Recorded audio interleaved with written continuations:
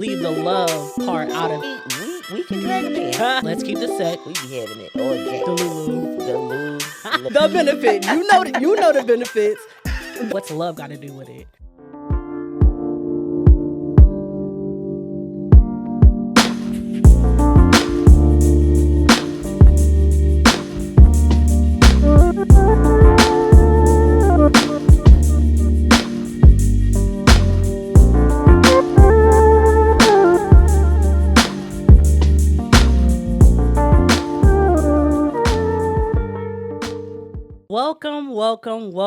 Welcome back to another episode of The Glow Up, where we talk about four main pillars, that's being God, life, overcoming, and of course, wealth. I'm your girl QB, and this is my beautiful co-host. I'm Sky, the butterfly. So on this episode, we bring to you the title, What's Love Got to Do with It? As we are here in the month of love, we wanted to speak on a topic of love. To me, love is a very broad topic, right? So we implemented this title, What's Love Got to Do with It? What's love? I knew it was coming. So as many of you know, as Sky was singing, What's Love Got to Do with It is a famous phrase, shall we say, a famous phrase from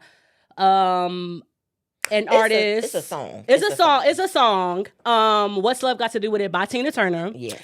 And we all know that within the song, What's Love Got to Do with It, she was speaking about being in love and just being in a relationship and being in a connection and moving the love from it. Mm-hmm. Moving the love from the connection, from the relationship, because of her heart being broken many times. So she felt that it was...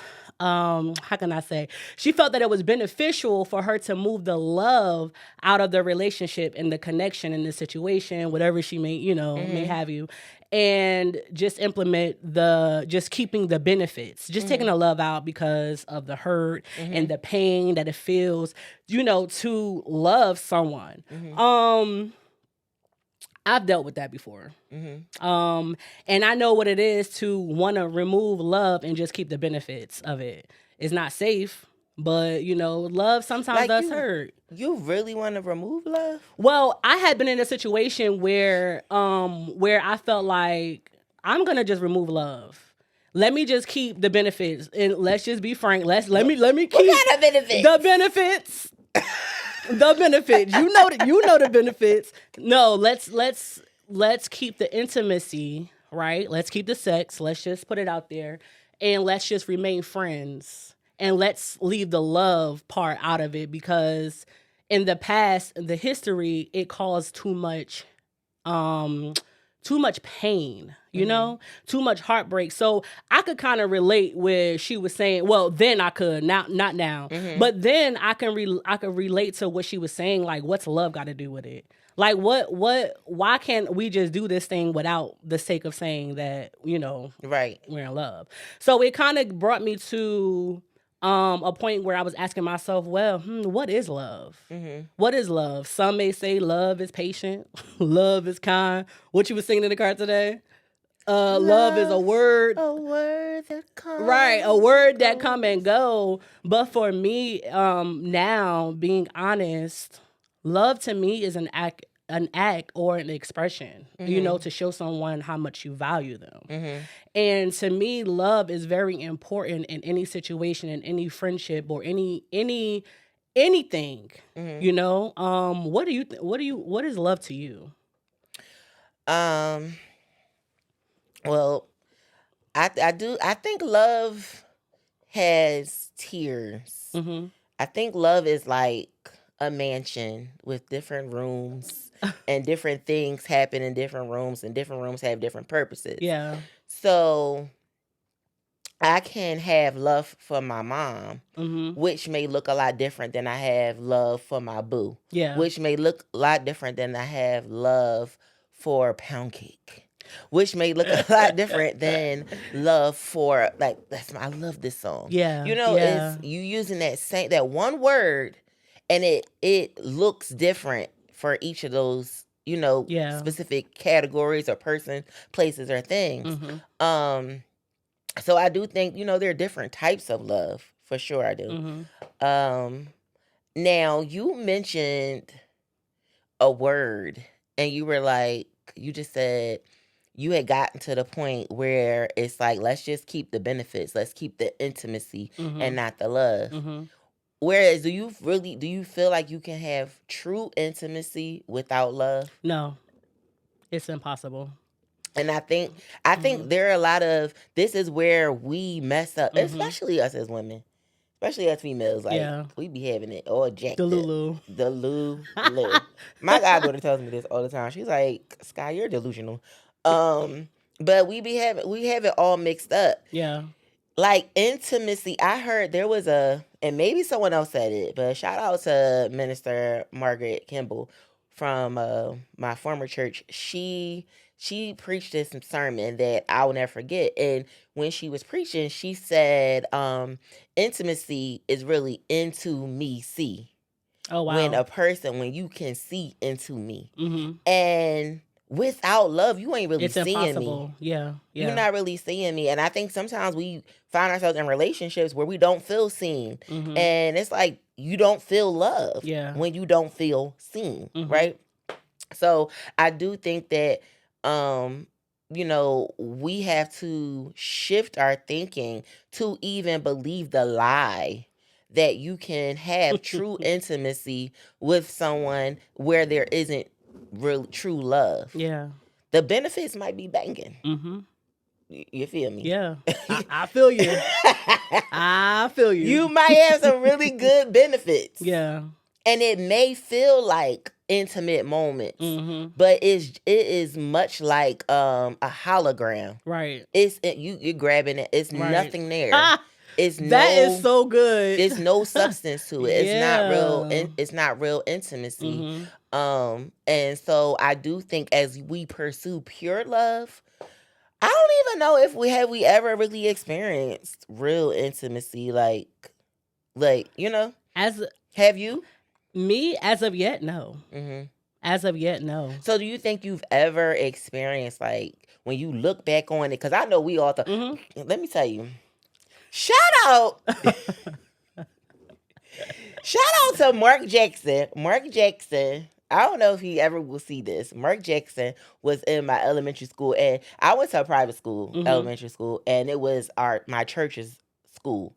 So, all of your classmates, you all were very, very close. We knew each other by first and last name. Elementary school, everybody first and last name. Right. First and last name. And we were in class with each other literally for from first to sixth grade. So we knew each other's parents, the whole nine. But Mark Jackson was like the cute boy. Not that none of the other boys. He was like the cute boy in elementary school, right? You couldn't tell me that I ain't love Mark Jackson. I mean, I was in first grade.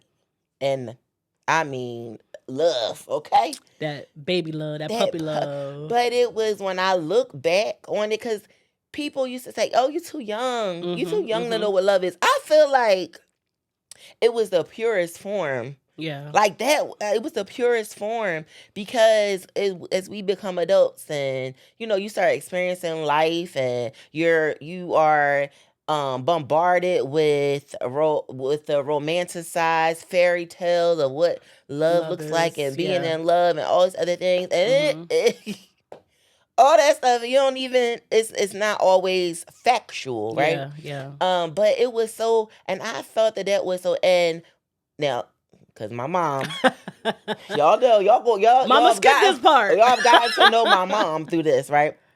I have to clarify. I was not intimate with Mark Jackson in elementary not in no first grade. I hope not. Not at all. No, not at all.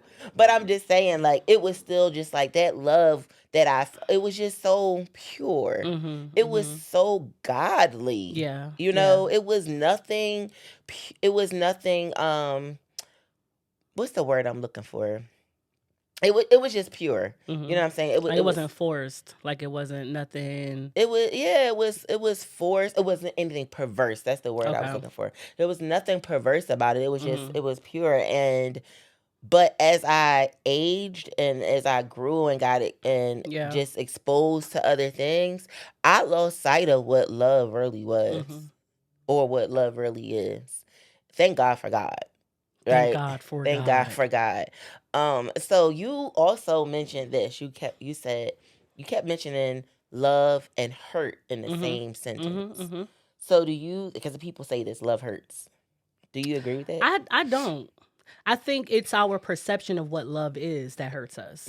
It's our delusional thoughts that hurts us. And we have this idea of what love should be, and that's what hurt us because it's not real love. Real love is unconditional. Real love is, comes, like you said, God's love. God's love is unconditional because God loves unconditionally, meaning like our imperfections. He love us. Yeah. He love us no matter what we look like.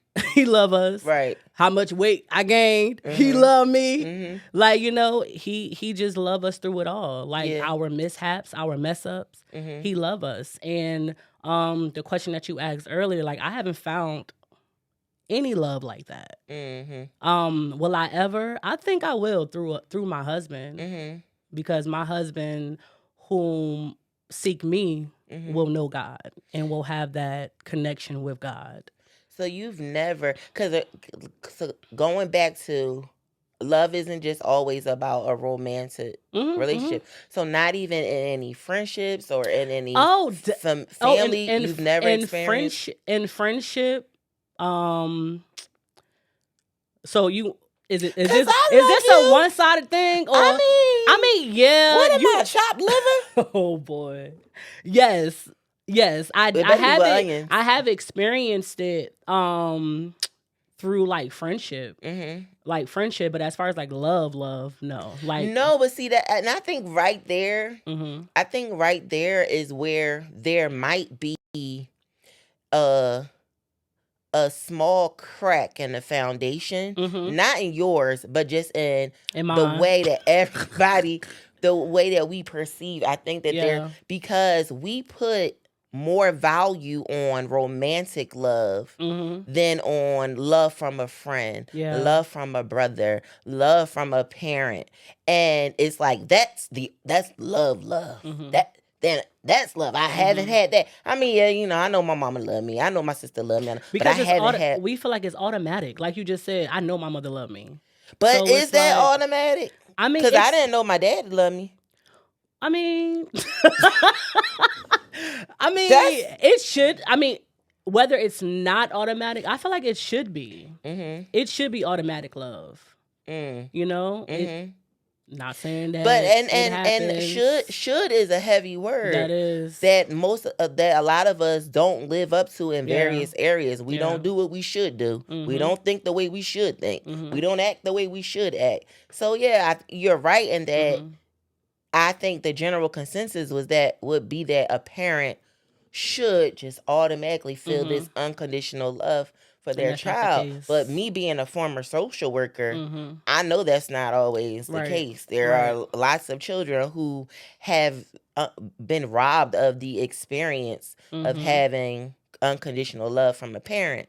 And I think that why I said there's a crack in the foundation is because I think that we've been conditioned to find love outside of ourselves. And when we put that value outside of ourselves, number one, we lose our power. Number two, we take power from God. And number three, we give to somebody else a lot of too much. That's too much. A lot of too much.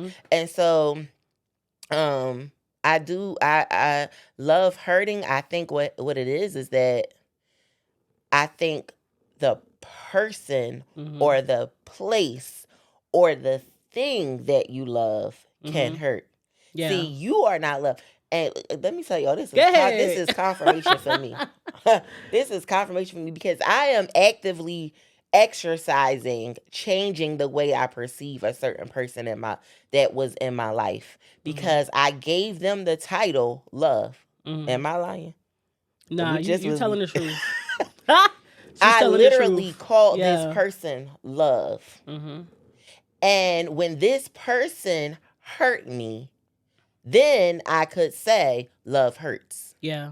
When this person betrayed me, Mm-hmm. then I felt validated in saying love betrays. Mm-hmm. When this person disappointed me, I felt valid in saying love disappoints. Yeah.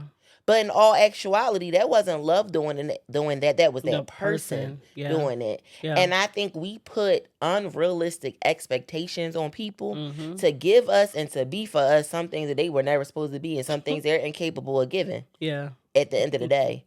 So here comes the challenge for us to now really come to know what love really is, Mm-hmm. and who love really is. Mm-hmm. You might be the object of my affection, but you're not my affection, right? You shouldn't be, at least. Mm-hmm. And so I think there's a journey as we're exploring this question of what's love got to do with it. I think this journey to defining love, putting love in its proper place, and taking back your power. Mm-hmm. Seeking, going inward instead of outward. Yeah. It's funny because I had an experience with someone that I was talking to, right? And now, when you say talking to, that I was dealing with, okay, good Lord, I mean, say it loud for the back of the crowd. that I was dealing with, and this guy literally told me, and he know who he is. He literally told me, he said, "Love yourself." Mm-hmm. Okay. I was like, "What do you mean, love yourself? Like, I get my hair done, I get my nails did, like I look good." Mm-hmm. He like, "No, love yourself. Mm-hmm. Like, you have to love yourself." And when I tell you, that thing ate me up, it ate me up, because I'm like, what? Like, what do you mean? Like, what do you mean? Like, I'm doing all the things that I can in my willpower to make you see me. Mm-hmm. And it was just like, his message to me was always, love yourself. Love yourself. Isn't it amazing how people can see so much that we don't see? Yeah. So you were doing all these things to make him love you. Yeah. And he was, in essence, being kind of pushed back. Listen. And maybe slightly turned off by the fact that he saw that you weren't loving you. Yes. And I was just like, as I sat in that thing, when I tell you, Scott, I was like, what you mean? Like, you don't love me, somebody else will. Like, and it's just like, no. In the back of my mind, it's like, no, you love you. Yeah. Like, you love you. And when I really sat down, and I'm just like, wow. Like, to me, that was powerful. I began to think of all the people that I had put before me, all the decisions that I made, forcing people to be happy and not even implementing that same for myself. Right. Like, wanting the best for people. And then when it came down to myself, I was just like, oh, I'll be okay. I'll be good. I would rather suffer to see you happy. Yeah. And that's deep. Like, that's scary. That's very scary, because you find yourself in a place where it's like, you always feel as though no one loves you. No one is going to be by your side. Or you start saying stuff, oh, don't nobody understand me. It's almost like you give your love to people, and then you feel like it's not in return, right? Because you're empty, right? You're and empty, I was just gonna say you're empty of yourself. You're pouring from an empty well. You have nothing left to give, and the fact that they can see that your well is empty, and you're still pouring. Yeah. And the thing that I love about that is because, and he's still my friend till this day, is because it took for him to, a lot of people is not going to tell you that. A lot of people are going to take and reap the benefits of you pouring into them. And it's like, with him, it was just like, you think I don't love you, but I love you enough to pour back into you. Love yourself. Right. And to me, that just put my well half full, because I needed that. Right. Because that's what real love does. Absolutely. Real love, the Bible says this. It says that God chastens or disciplines those whom he loves. Yeah. And real love wants to see you better. Yeah. Real love doesn't want to see you broken. Yeah. Real love doesn't want to see you tattered and bruised and worn and depressed and, mentally disturbed and all of those things. Real love doesn't want that for you. Real love wants to see you thriving. Real love wants to see you shining. Absolutely. And so real love wants to have or is willing to have the hard conversations to say, hey, this is what I see. This is the danger I see in your life. This is the void that I see is you. You're missing you. And so real love steps in and says, listen, you need to, this is the area you need to work on. Don't focus on me. Right. Don't be like her. Can you focus on me? No, don't, Lord, don't focus on me. I asked thee. God knows. He knows this is how he made me. He gave me a song. He didn't give me the voice to go with it, but he definitely gave me a song. Oh, he definitely gave you the voice. He definitely gave me a song. So yeah, I remember learning the scripture. It says to love the Lord your God with all your heart, right? And that this is the greatest commandment, that you love God. But the second greatest commandment sounds so simple, but it holds a lot of weight. And it said that you love your neighbor as yourself. Yeah. And when you look at, if you just look at it on the surface, it seems like what's important to God is that you love God, love your neighbor, and then love you. Right. Love your neighbor as yourself, which means there had to be first self-love in order for me to love you. So if you don't love yourself, what you are pouring out is not pure love. It's false. It's not, it can't be. If you're not loving God and loving yourself, you're not pouring out anything pure. You know what I'm saying? And this is why I couldn't hold a relationship, friendships, even connecting back with family, because it's like, what is love? Yeah. You know what I think about love? You don't have to hold it. It holds you. And when you just said that, I literally felt chills, because when I think about just about every relationship I've been in, I was always holding. I was holding on. And it doesn't mean that at some point during the relationship there wasn't anything real. Yeah. But in the general, scheme of things, the larger scheme, it was me holding on, and I don't have to. I shouldn't be the only one pulling on this thing when it's something real. You know what I'm saying? When it's something real. Because 9 times out of 10, when that's the case, the other person on the other side is really just a beneficiary.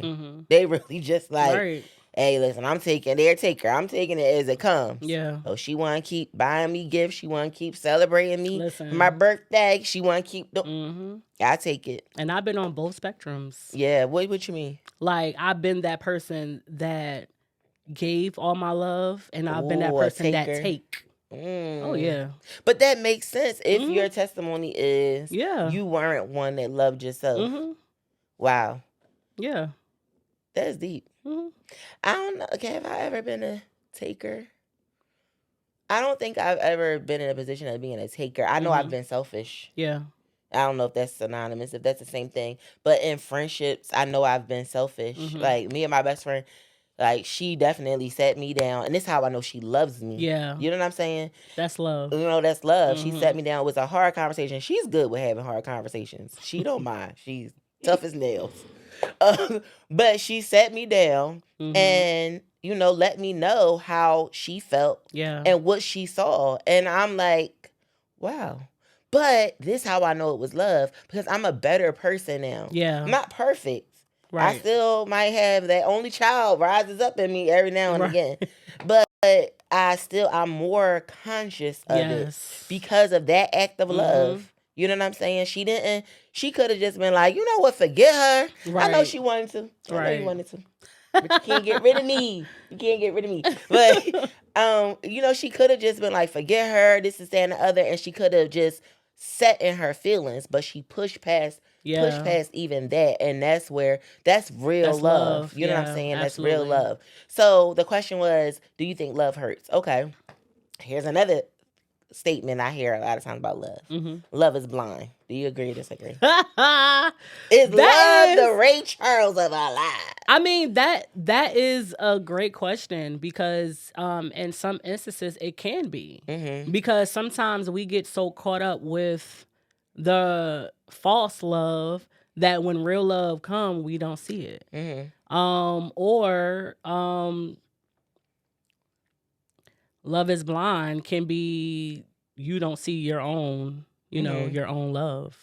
What you mean? That like your own love, like you give up to other people. Mm-hmm. Okay. Versus like them, because you can do stuff unconsciously because you really, really care about that person. So you're saying like you didn't realize how much you really love this person. Like to me, it's a thin line from really, really caring to love, to loving somebody. So a lot of times we hear this phrase, love is blind. And a lot of times, some people use it in its simplest form is like, child, I know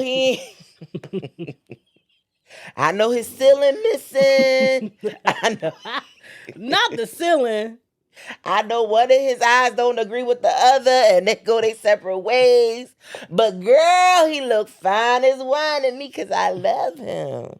And typically when people say love is blind, it's just like love gets you to a point where you don't see people's flaws. Yeah. And I definitely, I agree with that. Mm-hmm.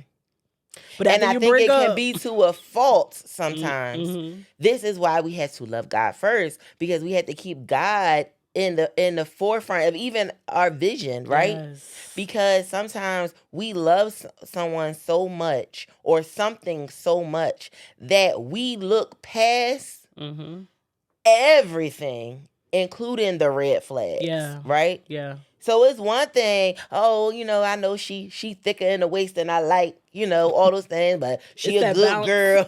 She a good girl, this and the other. Mm-hmm. And I'm talking like, brothers might be looking at somebody like even me. Yeah. But at the end of the day, it's like, don't let this love thing cause you to be so blind that you turn a blind eye to the red flags that God is showing you, that they're showing you, that says, wait a minute, stop. This ain't the person. This ain't your person. Mm-hmm. This ain't your career. You know what I'm saying? This ain't the move you're supposed to make. But I do think that, so the Bible says this, that love covers a multitude of sins. Mm-hmm. And I think that may speak a little bit to the whole notion of love being blind, because when you love, and going back to like with my best friend, it's just like, love gets to a point where it covers over your fault. Now, I'm going to love you past this. Right. I'm going to love you past it. Mm-hmm. But we can, especially women, maybe the brother, because I think we give brothers a hard way to go, right? But men go through stuff too. Men go through stuff with females. Mm-hmm. Like, oh yeah. So I work, in a barbershop, and I'm a stylist in a barbershop. And so I'm around men all day long. And I really feel for them. I have grown to have a different perspective and appreciation for men, especially for Black men. Mm-hmm. When I listen to the things that they go through with females, with women, and men have feelings. Because when we talk about love, it's always just about the women and men have feelings. Women, we can drag a man. We can drive a man crazy. Mm-hmm. We can drag a man. And so I'm saying that to say, for men and women alike, take the blinders off when it comes to, especially like, don't be, because they say most men are colorblind. Did you hear that? No. I never heard that before. It's that most men are colorblind. This is the time you need to see those red flags. Yeah. Like, for sure you do. For sure you need to see those red flags. So, love. All right, so love is blind. Is it? Is it really? What do y'all think? Do y'all think love is blind? Do you think love is blind? Do you think love hurts? What do you, if you were to describe what love feels like, what does it feel like? Good question. Love feels like, for me, like a easy flow of things. Mm-hmm. Like love is exception, like acceptance. Uh-huh. And regardless of what, love is calm. Love is gentle. Love is, I feel like I'm about to say a poem right now. Yeah. But love is definitely unconditional, regardless of what, who, Is how. love always unconditional? True love is unconditional. You think so? I think, yeah, because it's like you love the person no matter what. Just like, you know, your best friend love you, and regardless of what you guys may went through, I don't know nothing. Trust me, I'm just, you know. It wasn't none that deep. Right. She was making it deep. Okay. No. But, you know, just as if she loved you through, you know, through that. Love is being able to sit a person down and speak to them and, you know, clarify situations. So love is, you know, God loving me through all that I've been through all I put other people through. Yeah. And still loving me, you know? Yeah, I definitely agree that God's love is unconditional, but I can't sign up that my love is going to be unconditional all the time, because the moment Tyrone started putting his hands on me, I'm sorry. Oh yeah, no, that's a wrap. That's a condition. Yeah, but that's a condition though. You know, some people have deal breakers. People have, if it was, I feel like if love was if love was definitely unconditional, then we wouldn't have people falling in and out of love. Right. Even though I think, well, that's another part of the conversation. Yeah. But we wouldn't have people leaving relationships and breaking up, and loving someone else now. Yeah. Because there was some condition that you had, whether you let them know about this condition or not. Sometimes it's money and finances for some people. You know, when I met him, he had a good job. He was helping pay. He was paying bills. He was taking care. This, and that, and the other. And then they changed. And I mean, he don't want to get up. He don't want to go to work. He don't want to do anything. And you start, your feelings start changing. You know, maybe not as quickly, maybe not immediately, because you do love them. Right. But I do think that think that a lot of people, I think the average person has certain conditions that they attach to their love. I do think love is safe. That would be my word, safe. I think love creates a safe space. You know that person you love that you can pluck your hairs?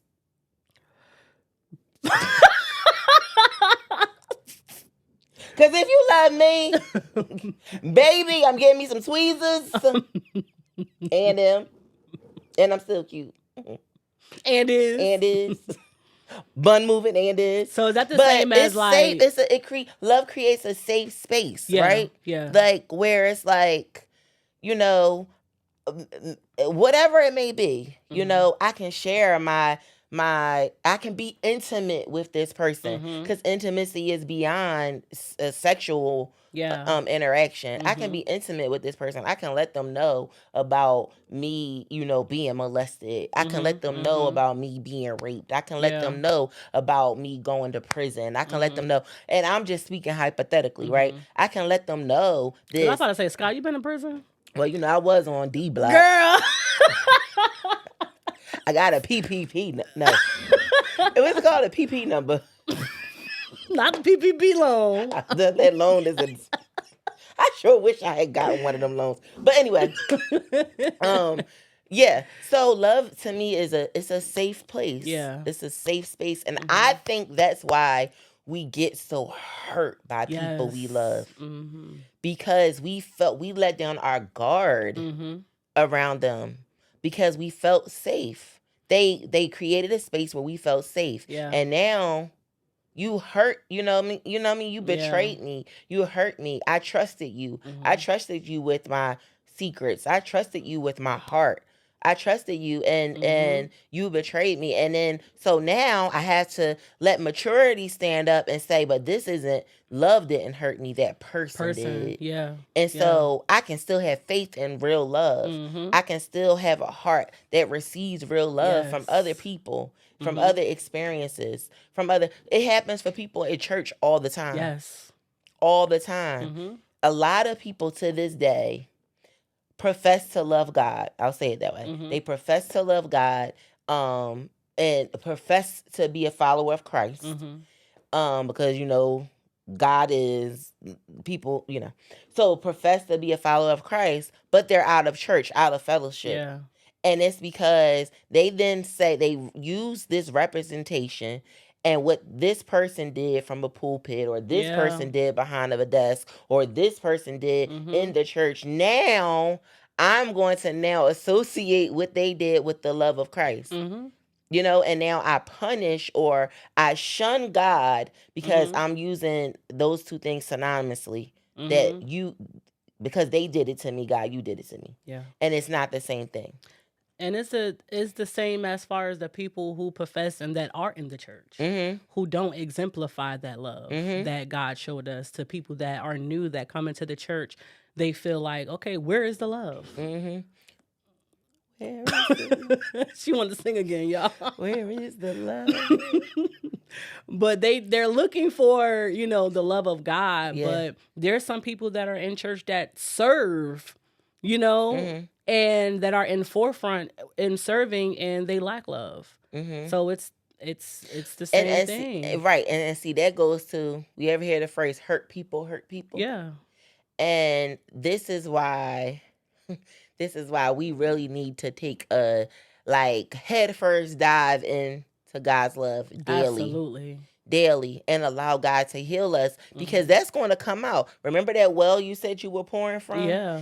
And you said, but it was an empty well. Could it be it really wasn't empty? It was full of stuff. And that's what you were pouring out, tainting, poisoning other people, not just you. I've done it. You know what I'm saying? I've done it and done it in the name of love. Yeah. You know what I'm saying?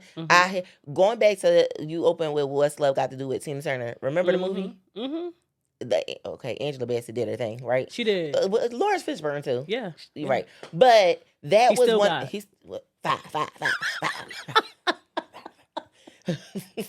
But that was the thing. That was the whole premise of even the song. It was like, there is no love in this. Right. Right? You keep beating me and then saying you love me. How? Right. What you're pouring out as love is poisonous. It's killing me. Yeah. It's killing me. And so all of us, I think, from whatever seat we sit in, all of us can afford to take a deep dive into God's love and experience that first. Experience what real love feels like. And then, ask to be filled up. Put love in my heart when I'm dealing with people on my job. Put love in my heart when I'm driving down the street and there's a seemingly homeless person, asking for money. Put love in my heart when somebody does something to me that they know they was dead wrong for it. And, how do I interact with this person? Put love in my heart. Put love in my heart with my spouse or with my boo or whomever, with my children, with this child that I got to go up to the school every other day. I got to take off of work. Yeah. This child just won't listen. But put love in my heart. Yeah. And, God will take that stony heart and make it so soft and pliable. That's what real love does. Yeah. So, any other ways to describe what love feels like to you? Ways to describe? No. No? No. I would say, I would add respectful.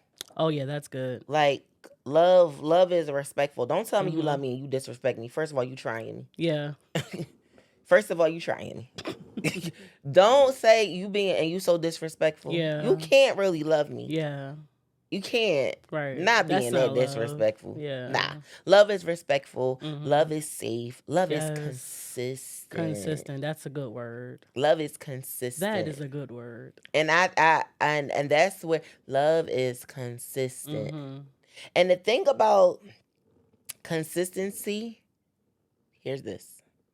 This is still consistent. Meaning that the way that we interacted when we met in high school and we've been together for 10 years, we can't still be. That's not the consistency. I need what more. What you doing, Ted? I need more. Don't be just giving me, okay, that little teddy bear with that one rose. We didn't graduate it. Let's go to K's. Let's go to Zales. Something. But this is still consistent. Yeah. it's still a consistent motion. Mm-hmm. And it's motion. Yeah. That's consistent. And I think love is, because especially if we're talking about, when you're talking about love between people, be it platonic or romantic, we're forever changing. I'm not the same person I was 3. Let pictures tell it. We just look. We just put our pictures up right now. No, we're not. Why not? Well, it's on our social media. But I'm saying the pictures will show you how much you change. Quickly. Real quick. Okay. And what you thought. Right. And so if we're constantly changing as individuals, then in the relationship and how we relate to each other and how we love on each other, change it consistently changes and it adjusts. Love makes adjustments. I firmly believe that love makes adjustments. Anything else about love and how it makes you feel, or words that listen, I am so in tune right now with God's love that I know when my husband comes, I know. Okay, what's that dance you was doing? I know. Okay, when my husband comes, he had to exemplify God's love. Yeah, he have to. Now, do you want love?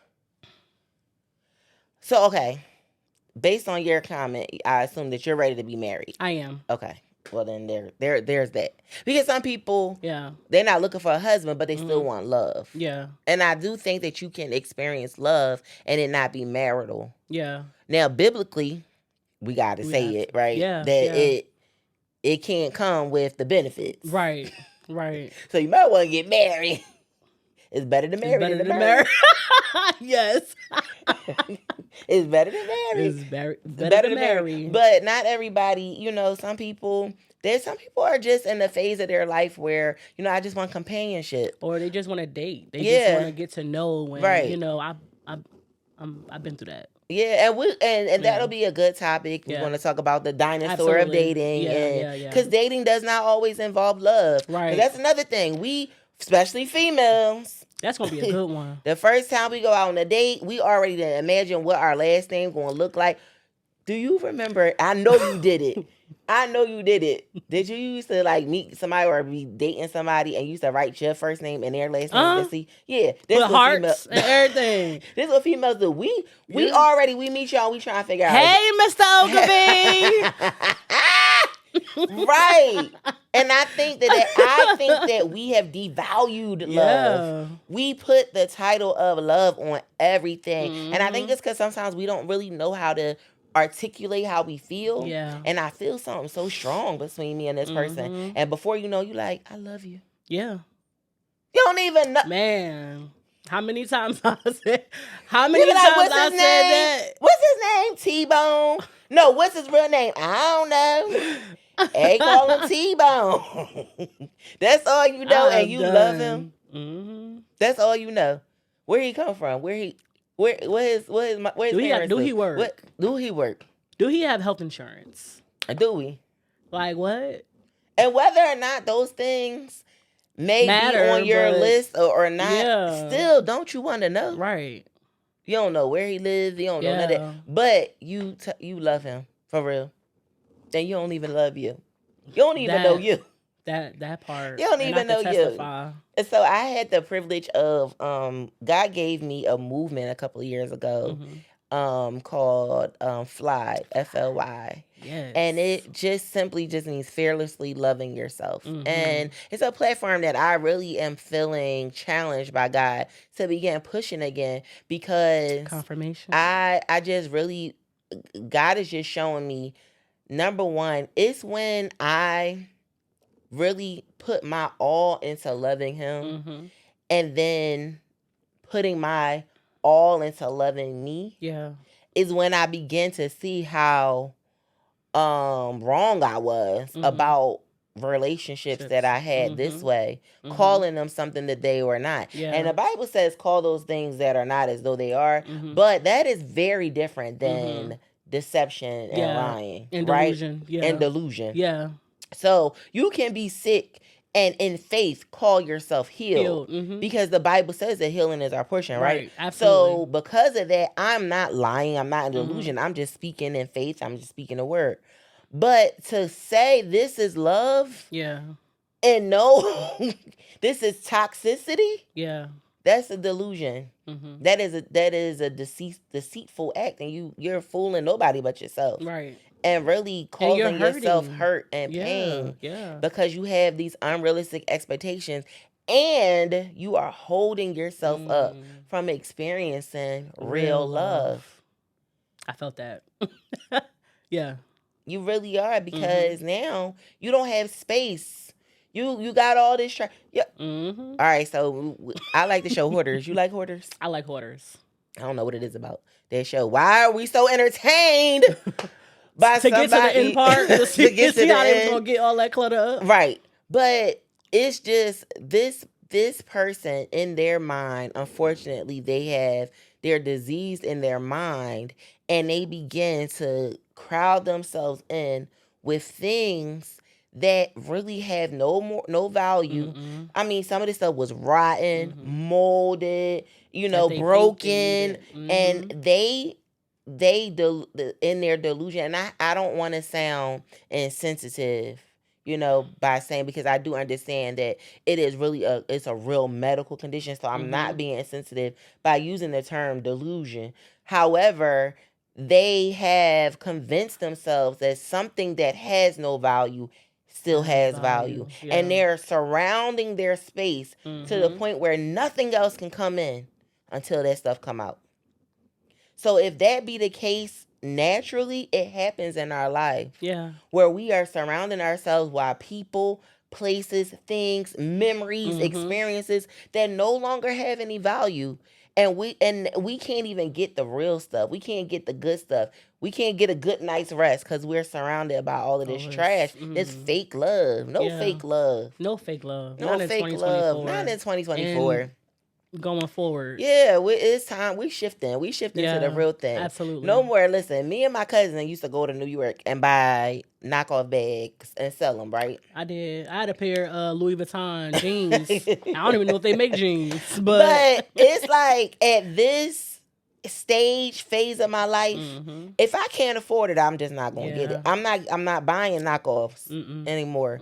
And it is, if that's when it comes to shoes, clothes, bags, so it is when it comes to relationships and friendships and love and business trips and all those things. If it's fake, I don't want it. I don't want it until I can afford it. Afford the real authentic thing. Absolutely. The one that holds value. The one that if I needed to pawn this thing and get somebody out of it, I could. Until then, no. No, that's enough for me. So, lastly, I think, well, I'm gonna say lastly. I'm telling her. Lastly. But lastly, there's another phrase, and there were these phrases that came to mind when we talked about love. And it was looking for love in all the wrong places. So where are the right places to look for love?